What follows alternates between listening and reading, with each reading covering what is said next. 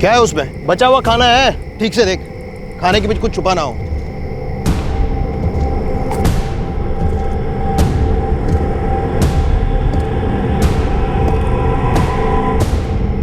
ना बचा हुआ खाना ही है, कुकड़ दी हड्डियां हैं।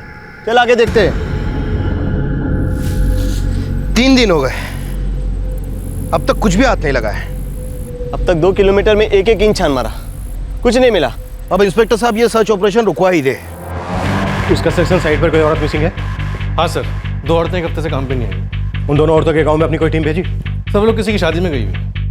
सिंह, इससे पहले कि मीडिया भंगड़ा करे, हमें यह पता लगाना होगा कि वो सर कटा धड़ किस औरत है। सर 3 दिन से कटा हुआ सर ढूंढ रहे हैं डॉक्टर। जमीन आसमान एक कर दिया, पूरा इलाका छान मारा, लेकिन कहीं सर नहीं मिला। जब कटा हुआ सर बॉडी से जुड़ेगा तब कहीं जाकर इस केस की कड़ियां जुड़ेंगी। किसी लाश का बिना आइडेंटिफिकेशन के मिलना एक ब्लाइंड केस बन जाता है, और ब्लाइंड केस अमावस की रात की तरह होता है, जहां आप कहीं से भी एक सिंगल रोशनी की किरण के लिए भी तरस जाते हैं। पंजाब पुलिस की टीम के लिए 3 दिनों से अमावस की रात चल रही थी, जब सर अलग किया गया एक धड़ एक कंस्ट्रक्शन साइट से पाया गया। कहो भैया, कल काम मिला रहा का? काम मिला रहा। अरे हम तो घर में बैठा रहे। हाँ तो दिहाड़ी अच्छी मिली भैया।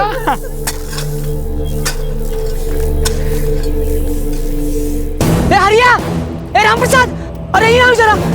कहाँ हो? ये तो यहाँ पड़ा है। देखो देखो तुम। अरे कहाँ कहाँ?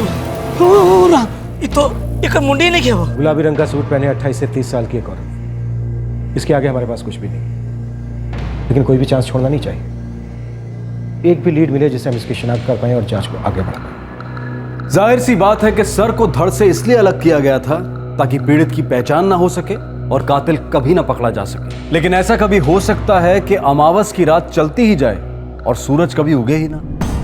देवजीत सोडी 3 दिन पहले 18 सितंबर को जलंधर के कंस्ट्रक्शन साइट पे लाश मिली थी। उसके 1 दिन पहले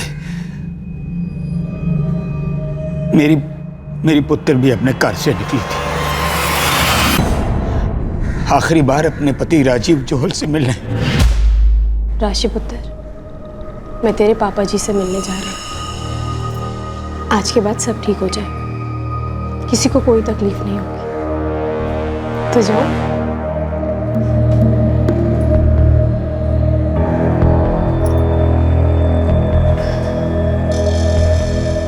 पापा जी, मैं राजीव से सब साफ साफ बात करने जा रही हूँ। आर्या पर। कहाँ मिलने की बात हुई है? घर पर तो नहीं, बाहर ही कहीं मिलेंगे। पुत्र, मैं या तेरी बीजी में के साथ चले? नहीं पापा जी, ये हम पति पत्नी के बीच की बात है। बस आज आखिरी दिन है इस घुटन भरी जिंदगी का। कल से नई शुरुआत होगी। चलते हो।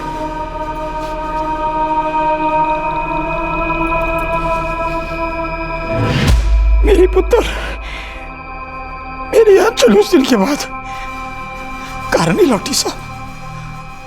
पुलिस कांस्टेबल देवजीत सोडी ने उस लाश की शिनाख्त की थी और उनके अनुसार वो लाश उनकी 29 साल की बेटी आंचल की थी। बिना सर के लाश की शिनाख्त तो हो गई, पर सर का मिलना जरूरी था, और उस तक पहुंचने के लिए उस सर को काटने वाले तक पहुंचना जरूरी था। और अब शुरू हुई तहकीकात आंचल के कत्ल के पीछे छुपे राज की। देवजीत सोडी, अभी तक हमें तुम्हारी बेटी का सर मिला नहीं। क्या तुम बता सकते हो कि माजरा क्या है? ये सब आंचल के पति राजीव जोहल का किया करा है साहब। ये राजीव करता क्या है? वो भी मेरी तरह कांस्टेबल है। दोनों के बीच किसी तरह की कोई अनबन थी? आंचल उससे अलग होना चाहती थी, मुझसे मिलने भी गई थी आखिरी बार। राजीव जोहल का क्या कहना है? झूठा है साहब, 1 नंबर का झूठा है। कहता मेरी बेटी उसे मिली नहीं। उस दिन 17 सितंबर को जब आंचल घर नहीं लौटी तो मैंने रात को राजीव को फोन किया था। देखो ससुर जी, 3 दफा तो कह चुका हूं आपको कि मेरी आंचल से मिलने की कोई बात नहीं थी, और ना ही मैं आज उससे मिला हूं। और 6 बार पूछेंगे तो भी यही जवाब दूंगा। देखो राजीव, तुम जितनी बार झूठ बोलोगे मैं उतनी बार पूछता रहूंगा। भाई मेरी आंचल क्या क्या गई थी, वो तुमसे मिलने जा रही है। अच्छा, तो बताओ जरा, कहाँ मिलने की बात हुई थी हमारी? आंचल ने बताया होगा ना? वो तो नहीं बताया, पर कह रही थी कहीं बाहर मिलने वाले हो तुम लोग। देखो ससुर जी, या तो आंचल आपसे झूठ बोलकर कहीं चली गई है, या तो आप मुझसे झूठ बोल रहे हैं। अब दोनों में से कौन झूठ बोल रहा है मुझे नहीं पता, लेकिन मुझे इतना पता है कि मैं सच बोल रहा हूँ। मैं आज आंचल से नहीं मिला। बहुत बड़ी गलती होगी साहब, बहुत बड़ी गलती होगी मुझसे, जो इस शराबी के हाथ अपनी बेटी का हाथ दे दिया। सोडी, अभी तुमने हमें बताया कि राजीव भी कांस्टेबल है। जी साहब, उसका बाप रिटायर्ड कांस्टेबल है, प्रताप जोहल। हम दोनों दोस्त हुआ करते थे, उसी के भरोसे अपनी बेटी दी थी,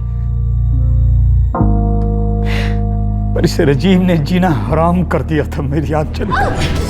समझ में नहीं आती ना तुम, समझ में नहीं आती, हिट मी, समझ में नहीं आती ना तुम, समझ में नहीं आती। देख भाई, अगर 3 महीने एक बूंद शराब पिए बिना कटेगा ना राजीव, तो हम अपनी बेटी को भेजने के बारे में सोचेंगे। अरे मैं कह रहा हूं ना, हाथ नहीं उठाएगा वो। तो अपने दोस्त पे भरोसा नहीं करता देवजीत। और जान दे यार, अगर तू दोस्त होता तो ये हालत ना होती मेरी पुत्र की। पापा जी, वो पिए या ना पिए, मैं वहां वापस नहीं जाऊंगी। कर चल आंचल, कम से कम राशि को तो हमें ले जाने दे। नहीं मम्मी जी, राशि मेरे बगैर कहीं नहीं जाएगी। बहन जी आप सोचो, बच्ची बिना माँ के कैसे रहेगी? देख आंचल, तो इस तरह मायके में आके बैठ जाएगी तो सारी बिरादरी में हमारी नाक कट जाएगी। आपकी नाक की फिक्र में मम्मी जी मैं अपना गला क्यों कटवाऊं? राजीव ने तो एक दिन मुझे मार ही डालना है। जानवर है वो, जानवर। देवजीत और आंचल दोनों मिलकर तेरे खिलाफ घरेलू हिंसा का केस दर्ज करने वाले थे। वो तो मेरी इज्जत और तेरी नौकरी का ख्याल करते हुए उन लोगों ने ऐसा कुछ नहीं किया। ओए अब तो सुधर जा पुत्र। अरे तो उसको बोलो ना सुधर जाए। इतना गुरूर भरा है कमीनी के सर में, जबान लड़ाती है मेरे साथ 2 टके की औरत। मैं कोई 2 टके का नौकर हूं, पुलिस वाला हूं, पति हूं उसका। जा जाके माफी मांग ले और ले आ उसे, जा। इस जन्म में तो ये होने से रहा पापा जी, गलती उसकी है, रेंगते हुए वही आएगी। गलती तो मेरी थी साहब, जो हर बार उसे समझा बुझाकर उसके पति के घर भेज देता था। सोचा था भाई दोनों घरों की इज्जत बरकरार रहे। पुत्र, मेरी पंचायत से बात हो गई है, उसने पंचायत को जबान दी है कि आइंदा हाथ नहीं उठाएगा। ठीक है जी, नहीं उठाऊंगा हाथ। और देख राजीव, गल सुन ले, ना हाथ उठावेगा ना बोतल खोलेगा। और क्या क्या करूं? चूड़ी और घाघरा भी पहन लूं? वो चुप कर राजीव। देखो आप सब लोग, नहीं मारूंगा बोल दिया मतलब नहीं मारूंगा। सर आपकी बात को आप लोग बाहर ही रहने दो। और शराब पीने से आदमी हैवान बन जाता है राजीव, और तुझे तो ये बात मालूम होनी चाहिए। मैनू बस इतना मालूम है, 2 बूंद पीता हूँ तो 2 कदम संभलता हूँ। अगर नहीं पिया होता तो कब का उस मुंहफट घमंडी लड़की के साथ कुछ कर दिया होता। सच कह रहा हूँ, शराब बचाती है उसे मुझसे और मैनू अपने आप से। पुत्र, मैं तेरे दर्द को समझ सकता हूं, पर जरा दूर की सोच, राशि की सोच। देख, तेरा घर आखिर में तेरे पति का घर है पुत्र। उस घर में आपकी बेटी को मार काट दिया जाए तो भी वही उसका घर है पापा जी। ऐसा कुछ नहीं होगा पुत्र। उसने पंचों के सामने वादा किया है। वादे तो उसने रब के सामने भी किए थे। अग्नि को साक्ष्य मान के बहुत से वादे किए थे उसने, पर जब उसने वो वादे नहीं निभाए तो पंचों के सामने किए वादे वो क्या निभाएगा पापा जी? और फिर भी आप चाहते हैं कि मैं ऐसे आदमी के पास वापस चली जाऊं? मेरी बेटी ने ठीक कहा था साहब, ये राजीव ना भरोसे के लायक है और ना माफी के। ये कुत्ते की दुम और हैवान की नीयत कभी सिद्धि नहीं हो सकती साहब। मारना नहीं, दरवाजा खोल। मैं नहीं जाऊंगी उस घर में वापस। और पापा जी, अगर आप नहीं चाहते हैं कि मैं यहाँ रहूं तो मैं राशि को लेकर कहीं और चली जाऊंगी, पर उस राक्षस के साथ मैं एक पल और नहीं रह सकती। मैंने सोच लिया कि मुझे उससे तलाक चाहिए और मैं ये तलाक लेके रहूंगी पापा जी। मुझे भी लगा साहब, भाई इज्जत के नाम पर मेरी बेटी को इतना दर्द क्यों मिले? मैंने कहा रह ले पुत्र, यहीं रह ले, और सोचा कि जो भी बन पड़ेगा मैं वो सब करूंगा अपनी आंचल के लिए, राशि के लिए। उस दिन 17 सितंबर को आंचल राजीव से मिलकर ये रिश्ता पूरी तरह तोड़ने वाली थी, अपने तलाक की बात करने वाली थी। राशि पुत्र, मैं तेरे पापा जी से मिलने जा रही हूँ।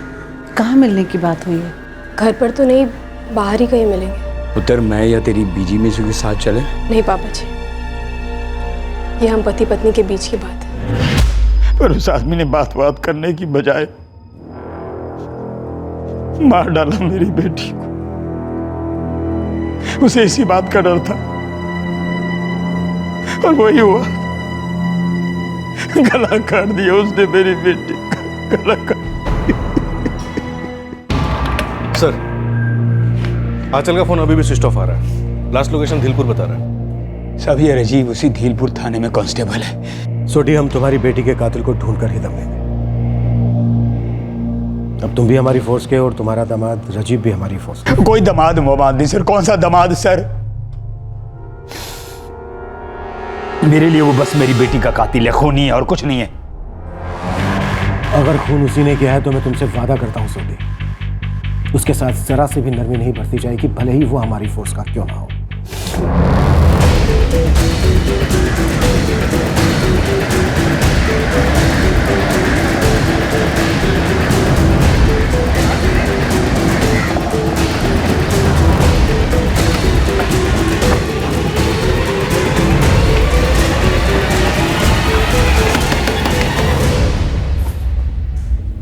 Sir, retired head constable Pratap Johal sir. बेटा कहाँ है आपका? जी वो नाइट ड्यूटी थी ना, तो इस वक्त सोया हुआ है। जोहल साहब, उठाइए उसे। आज के बाद नींद उसे मुश्किल से नसीब होगी।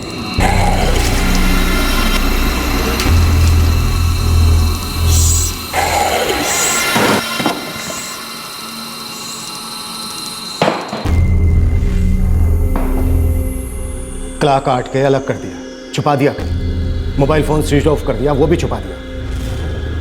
क्रिमिनल्स को पकड़ते पकड़ते उनके तरीके भी सीख गया राजीव। साहब, बार बार यही कहूंगा, मैं उस दिन अपनी पत्नी आंचल से मिला ही नहीं। तेरे ससुर, वो भी हम दोनों की तरह पुलिस वाले हैं। झूठ बोल रहे हैं वो। हाँ, झूठ बोल रहे हैं वो। साहब, अगर आप ये सोच सकते हो कि एक पुलिस वाला कत्ल कर सकता है, तो आप ये क्यों नहीं सोच सकते कि एक पुलिस वाला झूठ भी बोल सकता है? कांस्टेबल राजीव, मैं बस इतना जानता हूं कि इंसान झूठ बोल सकता है, लेकिन लाशें नहीं। नहीं साहब, ये आंचल नहीं है। आंचल के बाबा, जिन्होंने इसे पैदा किया, उनका कहना है कि उन्हीं की बेटी है। और 17 तारीख को उनके घर से ये सूट पहन कर निकली थी आंचल तुमसे मिलने, और यही सूट हमें इसके शरीर से मिला। ससुर जी कुछ भी बोले, मैं गारंटी के साथ कह सकता हूँ ये धड़ मेरी बीवी का नहीं है। मैं अपनी बीवी को अच्छे से पहचानता हूँ। एक बाप से भी बढ़कर। 8 साल से पत्नी है वो मेरी, उसको सर से पैर तक मुझसे ज्यादा कोई नहीं पहचान सकता। मैं लिख कर देने के लिए तैयार हूं, है आंचल की लाश नहीं है। अब इस केस में एक जबरदस्त ट्विस्ट आ गया। लाश की शिनाख्त करने वाले कांस्टेबल देवजीत सोडी और उनकी पत्नी विशाखा ने आइडेंटिफाई किया था कि बिना सर की लाश उनकी बेटी आंचल की है। लेकिन आंचल का पति कांस्टेबल राजीव जोहल पूरे दावे के साथ कह रहा था कि यह लाश उसकी पत्नी की नहीं है। क्या था यह माजरा? कौन सच बोल रहा था और कौन झूठ? कौन कौन शामिल था इस साजिश में, और क्या थी ये साजिश? इस तरह का गुलाबी सूट दुनिया में एक ही तो नहीं है ना। आप गांव में जाइए, हर दूसरी लड़की के पास ऐसा सूट मिलेगा। मैं आपसे कह रहा हूं साहब, इस गुलाबी दाल में कुछ बहुत ज्यादा काला है साहब।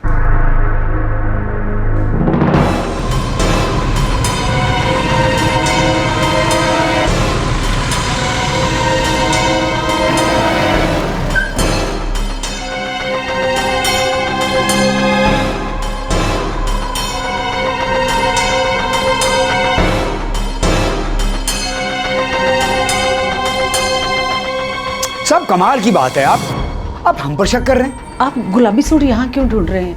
वही सूट पहनकर तो मेरी बेटी गई थी राजीव से मिलने।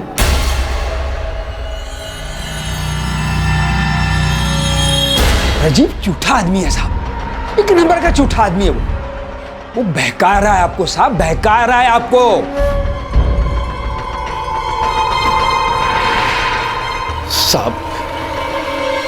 साहब मेरा बेटा गरम दिमाग का जरूर है, थोड़ी सी पी भी लेता है, पर साहब अपनी बीवी का खून कभी नहीं करेगा वो। मेरा यकीन कीजिए, ऐसा नहीं कर सकता वो। सर, दोनों घरों को छान मारा, पिंक सलवार सूट कहीं नहीं मिला।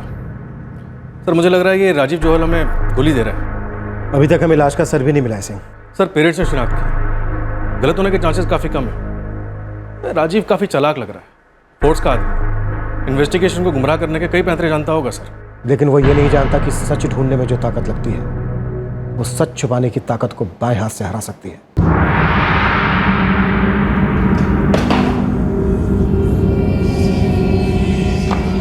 हमने तेरे खिलाफ FIR दर्ज किया राजीव। 302 लगाया होगा साहब।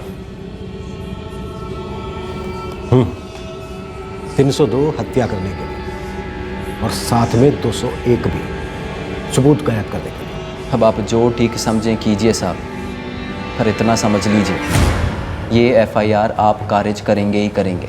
मेरे खिलाफ कुछ नहीं मिलेगा आपको। पता है क्यों साहब? क्योंकि मेरे खिलाफ कुछ हो ही नहीं सकता, क्योंकि मैंने कुछ किया ही नहीं है साहब। सर, राजीव हमारा दोस्त है और मैं दावे के साथ कह सकता हूँ कि वो किसी का मर्डर नहीं कर सकता। दारू पी के पीटता जरूर था आंचल भाभी को, लेकिन राजीव इसके आगे नहीं जाएगा सर। बंदे को सर्विस और नौकरी की काफ़ी चिंता है सर। सर, अब मानो या ना मानो, लेकिन किसी ज़माने में वो अपनी पत्नी से बहुत प्यार करता था।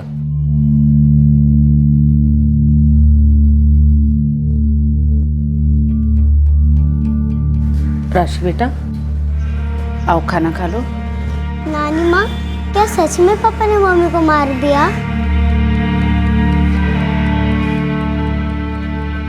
साहब मैं मानता हूँ मैं बहुत पीता था, मैं भी मानता हूँ कि मैंने कई बार उसको पीटा भी है। आंचल को पहले से ही डर था कि किसी दिन तू उसे जान से मार डालेगा, जो उसके साथ हुआ भी।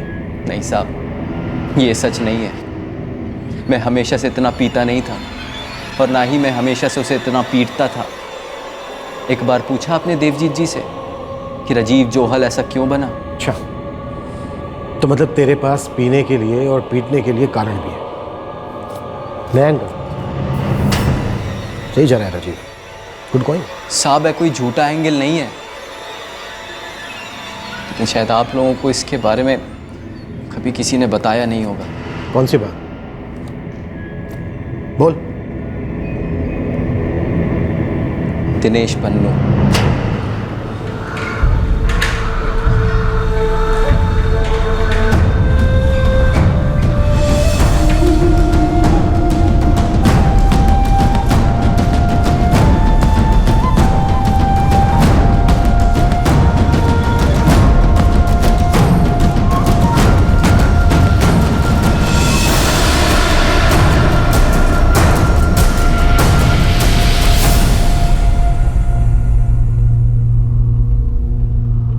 ये साइकिल रिक्शा वाले दिनेश पन्नू का तेरी बीवी के मर्डर से क्या ताल्लुक है? साहब यही तो जड़ है मेरी और मेरी पत्नी के बीच इतनी नफरत की। ऐसा क्या किया इसने? क्या नहीं किया साहब ये पूछो। चोरी की है इसने, बहुत बड़ी चोरी। कैसी चोरी? इसने मुझसे मेरी पत्नी को चुराया है साहब। और अब तू मुझसे अपनी नजरें चुरा रहा है, एक के बाद एक नया झूठ। झूठों का मोर्चा खोल रहा है कि कहीं तेरी चोरी पकड़ी ना जाए। सचिव, ऐसा तो होने से रहा, और क्या गलत तू भी कहीं ना कहीं अंदर से अच्छी तरह से जानता है।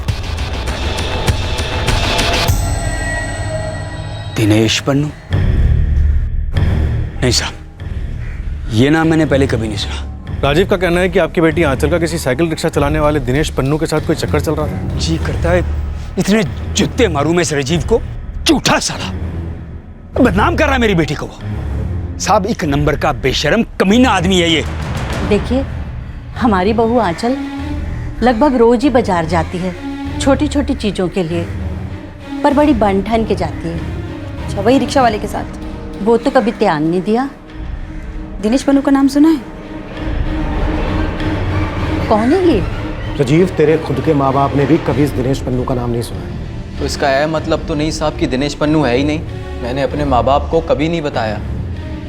शर्म आती थी मैनू साहब, और मैं उन्हें परेशान करना भी नहीं चाहता था। क्या नहीं बताया तूने अपने माँ बाप को? यही साहब कि जब भी मैं नाइट ड्यूटी से घर पहुंचता बेवक्त आता कभी, तो आंचल घर पे कभी होती ही नहीं थी।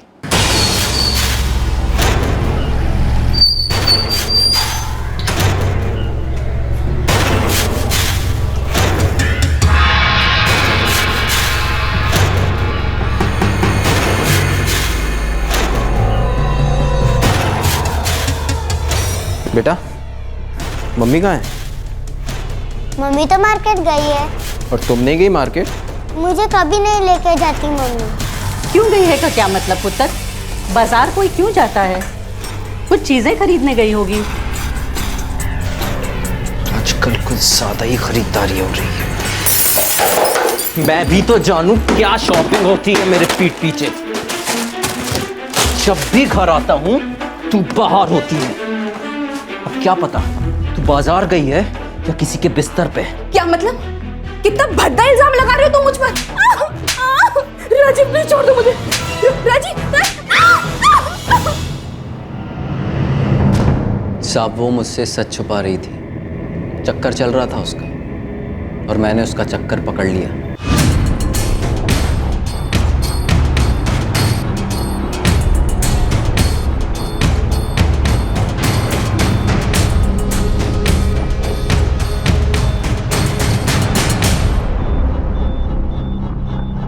साहब जैसा कि मैंने आपसे कहा, इस गुलाबी दाल में कुछ काला है, तो वो काला दिनेश पन्नू है।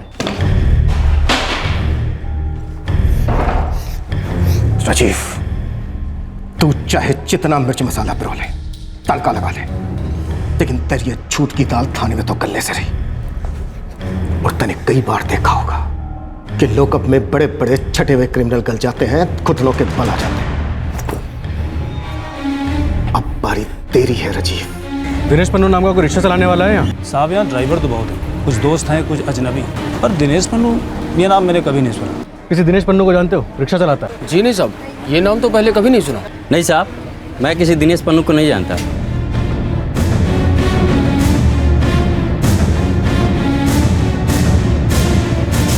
सर, दिनेश पन्नू का नाम तक किसी ने नहीं सुना। क्योंकि दिनेश पन्नू कोई है ही नहीं, ये सिर्फ राजीव के शातिर दिमाग की वजह। साहब दिनेश पन्नू की खबर मैं नहीं रखता तो कौन रखता? मेरी बीवी का चक्कर चल रहा था तो मैंने उसकी पूरी कुंडली खोल डाली।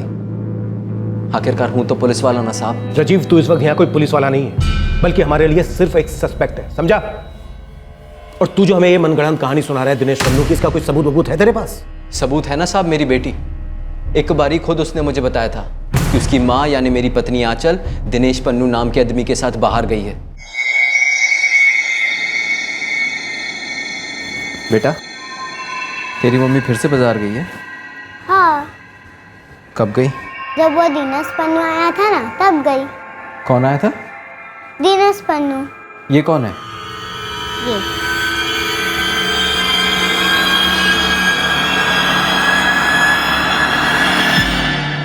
आप तो जानते हो साहब, बच्चे नादान होते हैं, कभी झूठ नहीं बोलते।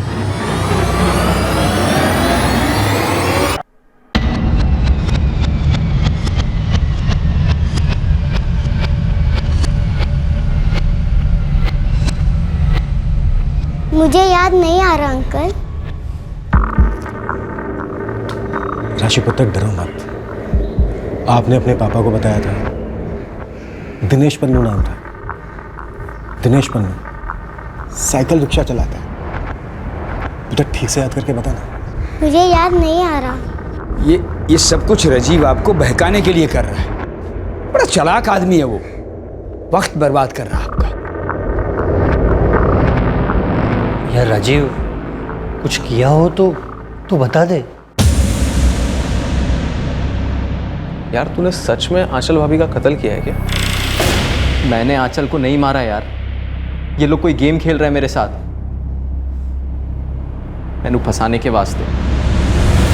सर, लाश बिना सर के पाई गई है। मौत चूहे के जहर से हुई है। विक्टिम के पिता हेड कांस्टेबल देवजीत सोडी और उनकी पत्नी विशाखा ने लाश को आइडेंटिफाई किया है और यह भी बताया है कि लाश पर जो ड्रेस थी, एक गुलाबी सलवार सूट, वो सूट आंचल 17 सितंबर को अपने घर से पहनकर निकली थी, ये बताकर कि वो राजीव से मिलने जा रही है कहीं बाहर। इसलिए हम इस कोर्ट से पुलिस कस्टडी की मांग करते हैं ताकि पुलिस राजीव को इंटरोगेट कर सके और कटा हुआ सर और मर्डर वेपन ढूंढ सके।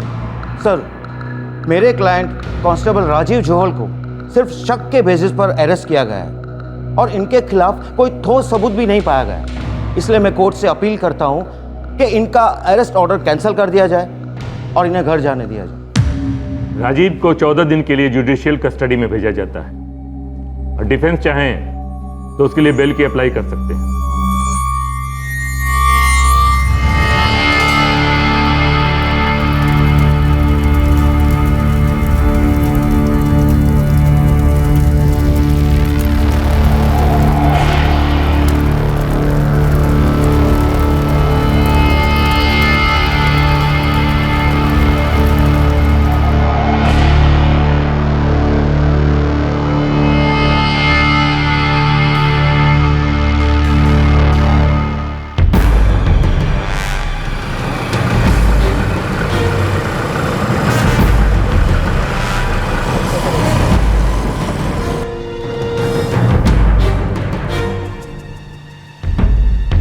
अब ऐसे ना देखो, बेल हुई है मैनू, बेल।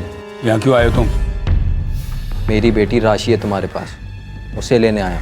राशि कहीं नहीं जाएगी, यहीं रहेगी वो। अगर कोर्ट जाऊं तो अंदर जाएंगे आप।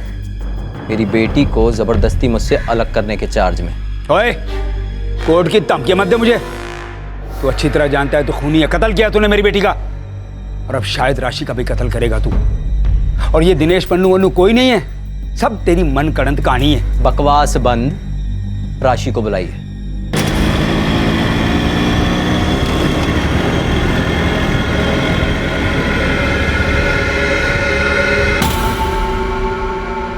जब तक केस क्लोज नहीं होता तो सस्पेंड ही रहेगा। जानता हूँ यार, सोच रहा हूँ खेतों में ध्यान दूँ, कम से कम 2 पैसे तो कमा लूंगा। अजीत और मैं भटिंडा जा रहे हैं ट्रेनिंग के लिए। 8 महीने की ट्रेनिंग। देख राजीव, लाश का सर नहीं मिला और तेरे खिलाफ कोई ठोस सबूत भी नहीं, केस तेरे फेवर में जानी है। ये तो मैं पहले से ही कहता आया हूँ यार, ये लोग मेरा बाल भी बांका नहीं कर सकते। बस तो कितना है कि सर्विस रिकॉर्ड खराब हो गई और तनख्वाह नहीं मिल रही, वो नुकसान अलग। या राजीव, दोस्ती में ही बता दे, तूने भाभी को मार डाला ना? और वो दिनेश पन्नू वाली बात झूठ है ना? वो भी नहीं यार, ये सब सच है। दिनेश पन्नू नम का आदमी है और मैंने आंचल को नहीं मारा। यार दोस्त हो यार तुम लोग मेरे, तुम लोग तो भरोसा करो मेरा। सर 4 महीने हो गए, अभी तक इस केस में कोई ब्रेक थ्रू नहीं मिला, कोई भी ऐसा सुराग हाथ नहीं लगा जो इस राजीव जोहल के खिलाफ सबूत बन सके। अपनी ही फोर्स का है, बचने के सारे तरीके जानता है। बहुत सोच समझकर उसने एक गेम खेला है, लेकिन हर गेम में जीतने वाला कभी ना कभी हारता भी है।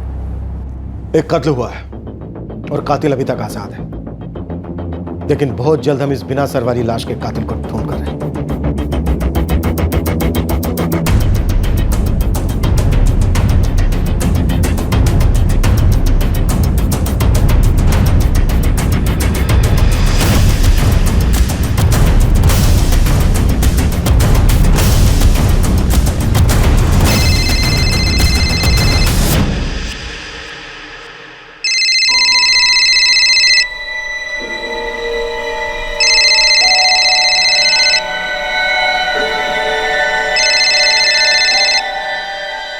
आंचल,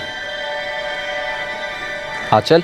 रॉन्ग नंबर है जी, यहाँ कोई आंचल नहीं रहती। इतना भी वक्त नहीं बीता आंचल कि मैं तुम्हारी आवाज़ भूल जाऊं या तुम मेरी आवाज़ भूल जाओ। बकवास मत करो। सच को बकवास कहने से सच बकवास नहीं होता। मैंने पता है तुम ही आंचल हो और मैं तुम्हारा पति राजीव बोल रहा हूँ, कांस्टेबल राजीव जोहल, तुम्हारी बेटी राशि जोहल का पापा। अब तुम्हें मुझसे क्या काम? इतने दिनों बाद क्यों फोन किया मुझे? और मेरा नंबर तुम्हें कहां से मिला राजीव?